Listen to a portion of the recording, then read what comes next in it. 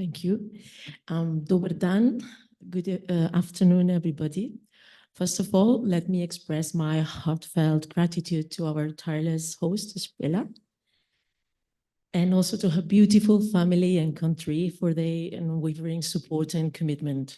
My sincere thanks extend to everyone who, in the foundation, who contributed countless hours to organizing this long-awaited Congress and ensuring families could take full advantage of it.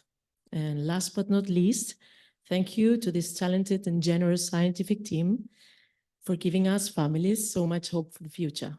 I will always be in debt with you all.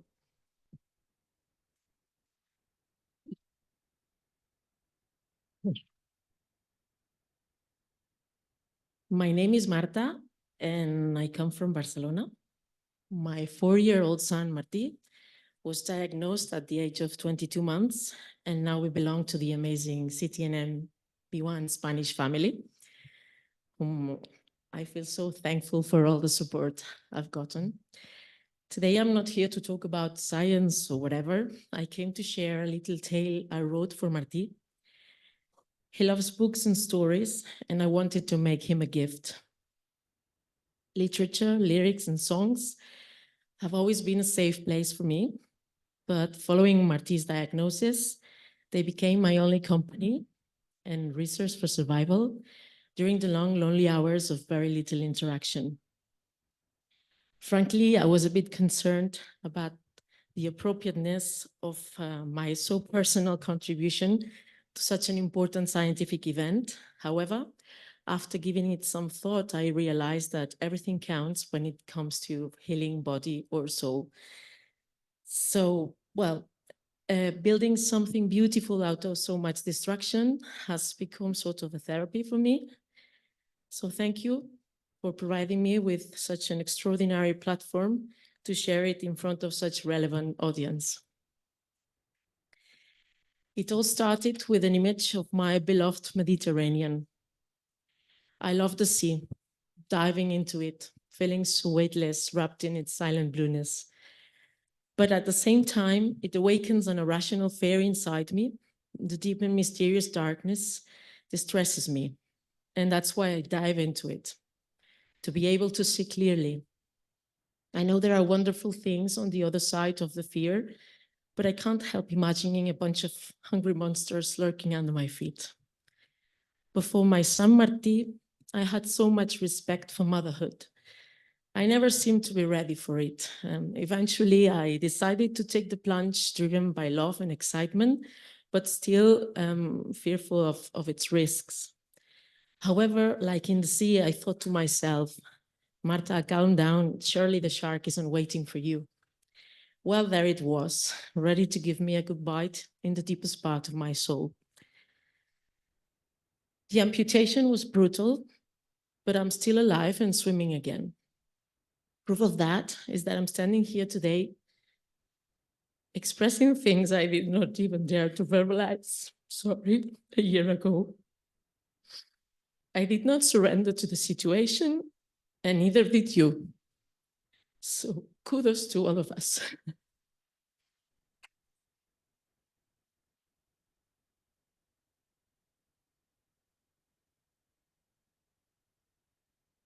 And the story is about Martí, a sweet, cheerful soul with curly hair made of salt and breeze.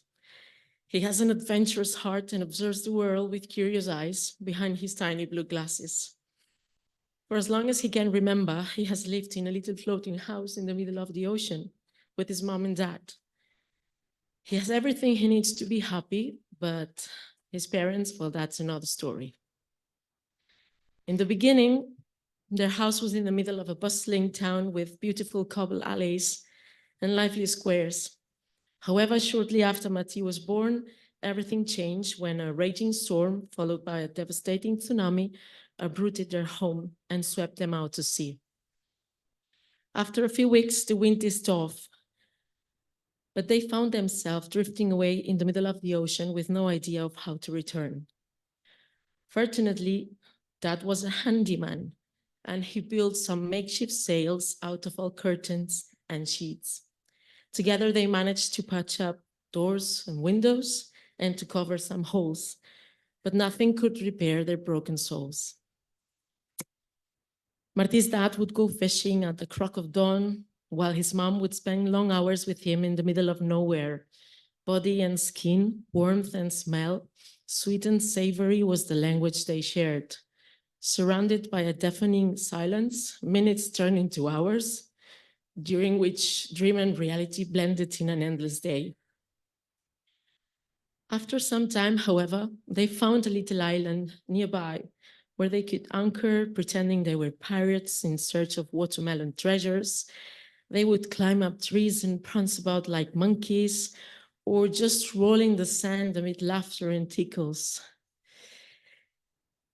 Using coconuts, sticks, and lianas, they would craft all sorts of musical instruments, and at the sunset, they would ride wild horses with long tails that Martí liked to comb.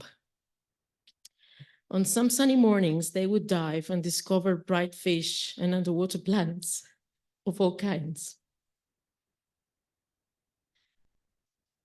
In the water, Martí was even happier. He felt so nimble and free that he never wanted to get out. Conversely, he had to be very careful aboard the floating house because his balance wasn't that good yet, and the waves often knocked him over. That's why his parents got him a special pair of plastic boots and a Willy Walker that reassured him and helped him run all over the place. They also put up a flying hammock where Martí would rock and swing until the nosy moon poked its nose over the horizon. Over time, they got used to their new roles and routines, and one would say time had stopped, except for Martí, who continued to grow. And the more they got to know him, the more they were in love with him. One spring morning, they saw a strange shape in the fog, sailing along the horizon. It looked like a huge hunchback monster, but it couldn't be such a long time alone in that vast ocean. Should we go see what it is? Said the mother. It may be dangerous. It must be a mirage, answered the father. Just ignore it. But the days went by, and that menacing figure kept getting closer and closer. When they were less than a mile away, they saw that it was a caravel ship with a huge wooden figurehead of a dragonfly. The deck was full of people of all ages and backgrounds, who, as soon as they saw them, dropped the anchor and invited them on board.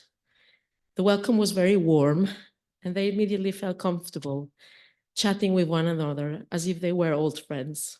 They had so much in common. They found out that they were families from all over who, like them, had suffered the ravages of the tsunami. After a long, lonely time adrift, they had met and started to feel each other as a real family. Eventually, they decided to build a ship together to weather the storms. They had chosen the dragonfly as a symbol because it was a very special insect. Seemingly fragile, it was one of the oldest and most resilient animals on the planet. It spent a long time, a good part of his life in the water, but over time it transformed, growing 4 precious wings that allowed it to fly in all directions and even cross seas and oceans. For the crew, its wings were the sails of that ship that, filled with hope and shared knowledge, were supposed to help them return home and transform their reality.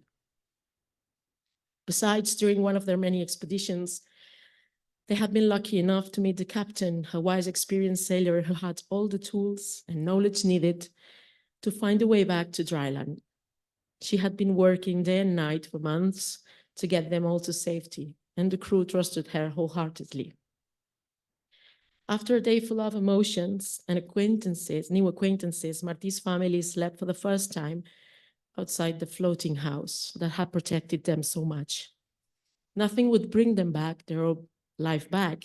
Nothing would bring them their old life back, but now they knew it wasn't impossible to dream of building a new house with a beautiful garden where Martí could learn to ride a bike, to play, or just to have a snack or have fun with his friends. First, however, they had to find the safety of solid ground but now they knew who could help them. At sunrise, they waited anchor on board the great ship. For the first time in months, they did not feel so vulnerable. And with renewed feeling of hope, they decided to join the beautiful family of dragonflies, with whom they would row to achieve the greatest challenge of finding land and fighting for a better future. That's the tale. And as you can imagine, I did not just intend to write a story for kids about the family's struggles. I also wanted to mirror the level of uncertainty and physical and emotional isolation that a person has to endure after a brutal blow of life, such as the disability of a child.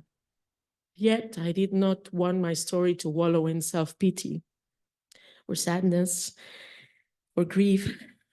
On the contrary, I wanted to emphasize the resilience, the courage, and the strength required to rise above the despair and forge ahead, transcending sadness and adversity. And most importantly, I wanted to highlight the need to find an understanding and caring community that can hold you at your worst and bring you renewed hope and purpose. You have probably recognized yourselves as the crew of this big ship called City and MB1 family. And of course, our wonderful scientific team in the figure of our committed captain. Coping with grief is something we should never do alone. And that's why my story is also a big thank you to you all for the beautiful unwritten code of tenderness we share, especially online, because love has no language or boundaries. And at this point, let me share a quote I saw last night while I was scrolling on my phone, and it really resonated well with me. It's from Simon Jacobson, a coach, and it goes like this. I don't think anyone who suffered the tragedy that has gotten through it in some way will tell you I needed to find a deeper meaning of my life. Once something has happened that is a tragic event, a loss or death, or anything that is a setback in life, some people numb themselves, but that doesn't mean the pain is not there. It just means that you cannot feel it. Tragedy is just too strong and powerful for the mind to fathom. And let's be honest, the mind cannot deal with it. So you have to go deeper than the mind. And the place that's deeper than the mind is love and faith and hope and meaning and purpose. And that's what you hold onto for your dear life. And you just forge ahead. Some days there's going to be harder, others will be easier, sometimes it's going to be painful, but if you can move forward one day to the next, you'll get stronger, whether you know it or not. And ultimately, what will emerge is a new person, someone that went through the fire and became a stronger person in the process. And I now speaking for myself, personally, I feel much more resilient, driven, focused, and strong after what has happened to our family. And I thank Marti for that. And I just want to add that you not just get stronger. Remember that you can get even stronger when we belong to a community and we are stronger together. So that's why my tale is also not just a big thank you, but also a gift for all our community. As you probably saw, a good friend of mine is currently illustrating it, and I want to donate all the selling gains to help shorten the path to our long-awaited mainland, which is obviously the gene therapy. But not only that, it is also a place where we can settle down and feel peace of mind for having done the impossible to offer our children a fulfilling life in the best conditions. And that's my wish for you all, because we are on the same boat, pursuing the same dream. So just let's dream big. Thank you very much for your attention. Najlepša hvala.